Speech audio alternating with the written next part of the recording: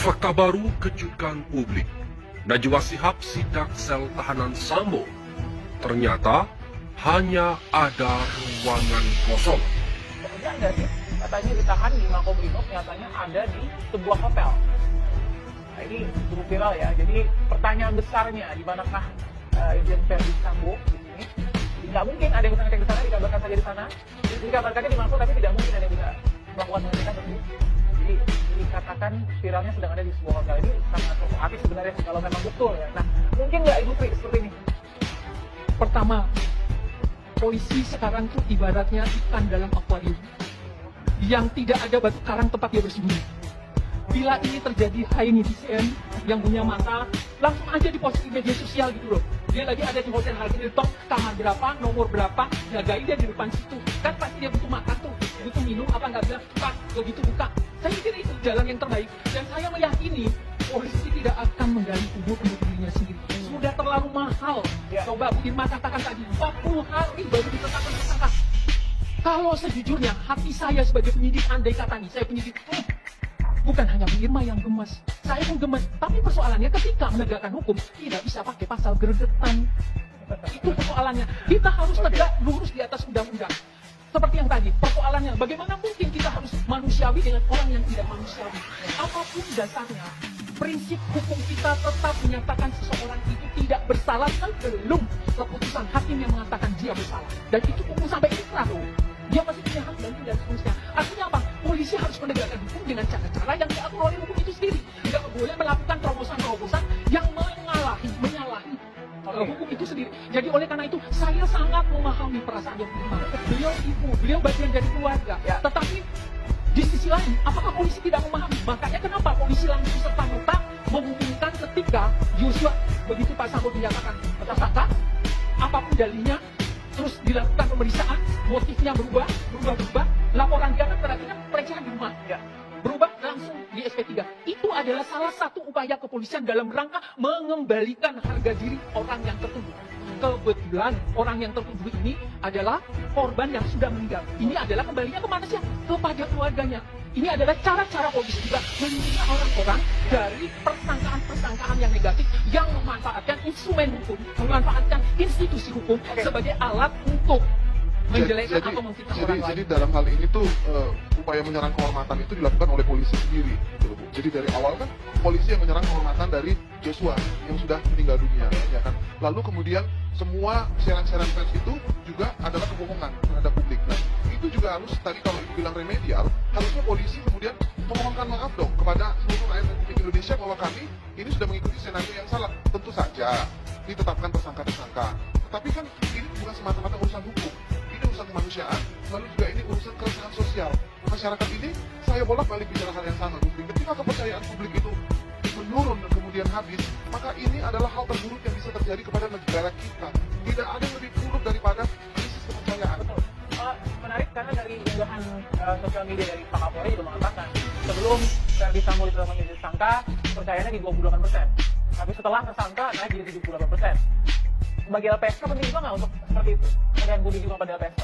Ya, ini saya menghadapi dua ibu-ibu yang gregetan ya dengan kasus ini ya.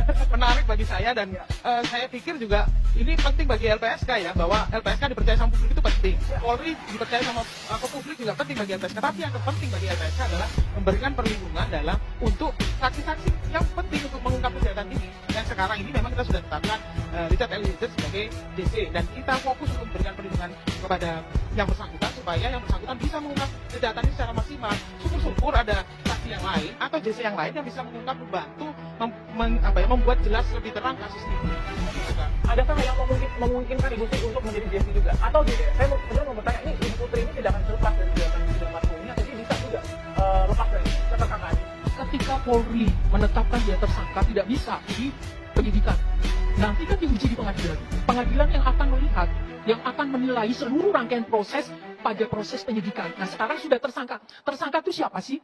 Orang yang ditetapkan sebagai tersangka adalah orang yang setidak-tidaknya memiliki dua bukti permulaan yang cukup. Dua bukti permulaan yang cukup. Saya meyakini bahwa Bu Putri belum memberikan keterangan apa-apa dari pernyataannya Pak Direktur Pidana Umum. Karena apa? Sudah cukup. Jadi beliau mengatakan adalah bukti tidak langsung, bukti indirect evidence. Artinya apa? Beliau juga mengatakan kami telah menemukan CCTV. Barangkali salah satu CCTV dan ada lagi satu pernyataan beliau. Saya nggak hafal ya.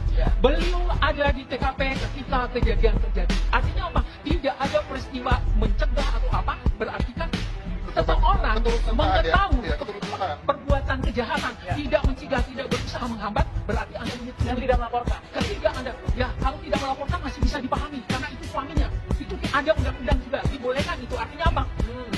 Suamiku tidak ada pilihan lain selain membela suami. Tetapi apa yang dilakukan Kak Irman dengan gelisah? Apa yang dilakukan hari ini sampai 40 hari ditetapkan sebagai tersangka? Justru jujur, merugikan.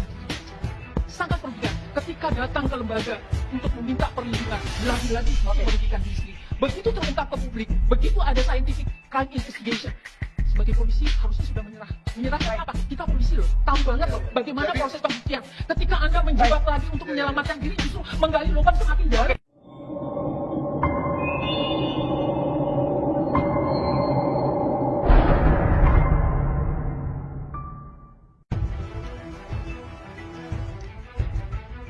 Beredar berita masalah kematian Brigadir J yang diunggah oleh akun snack video dengan nama pengguna Demonius atau BBJ. Dalam unggahannya terdapat sebuah narasi bahwa Najwa Shihab sidak sel Sambo namun hanya mendapatkan ruang kosong belaka.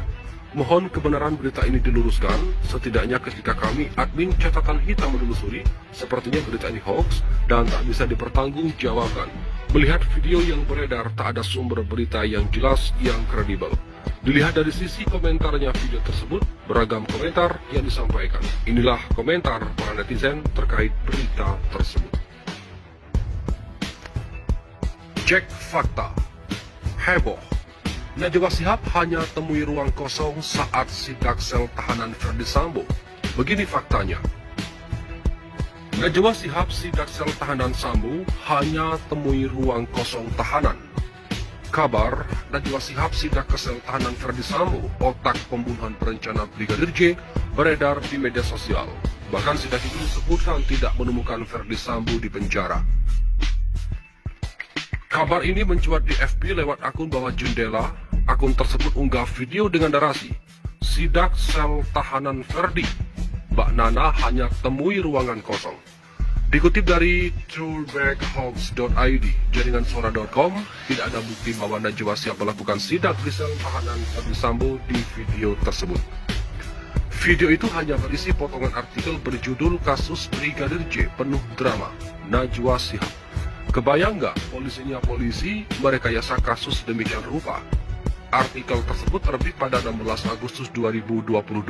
Faktanya lagi, tidak ada narasi bahwa Najwa Shihab melakukan sidak ke sel tahanan Ferdi Sambo di artikel tersebut. Berdasarkan hasil penelusuran adanya video dengan klaim bahwa Najwa Shihab melakukan sidak ke sel tahanan Ferdi Sambo dan hanya menemui ruang kosong merupakan klaim yang menyesatkan alias berita hoax. Sontak, unggahan tersebut mendapat komentar serta tanggapan dari warganet. Nah lo, kemana tuh si Sambo? Paling juga di hotel lagi leha-leha untuk sementara, yang penting publik percayanya bahwa dia ditahan. Selnya zong, paling nggak lagi keluar cari warga. Wah, ini sudah keterlaluan, pembunuh kok nggak di penjara, ujar Pemuda Riau 76. Bukti transparansi tunjukkan nanti kalau FS ada di sel tahanan. Polisi di sel polisi, coba turun di sel TNI. Wajar kalau Mbak Nana gergetan sama Polri. Selendir mah asal bela. Pak Kapolri, bagaimana dengan berita ini? Sangat memalukan institusi Polri. Tidak salah masyarakat tidak percaya sama polisi. Gas Mbak Najwa, timpal SAHBSH. Bahaya negara ini, awas, asal ngomong bisa didor. Dilarikan ke luar negeri, sudah kuduga. Mana mungkin Kapolri berani, nggak ngaruh. Itu hal yang wajar. Itulah kenapa alasan Mbak Nana kesal dengan kelakuan Polri, timpal lepak pahan. Nah tuh, gimana nih kerjanya Polri? Lembaga penjara gimana nih? Operasi wajah. Kalau emang ini berita betul, berarti emang polisi atau hukum di negeri ini dah tak ada gunanya lagi. Masyarakat sendiri yang harus keluar, turun, buat menghukum si Sambo rame-rame. Gimana? Ujar Tari 8970. drama polisi. Pak Jokowi, gimana bisa sampai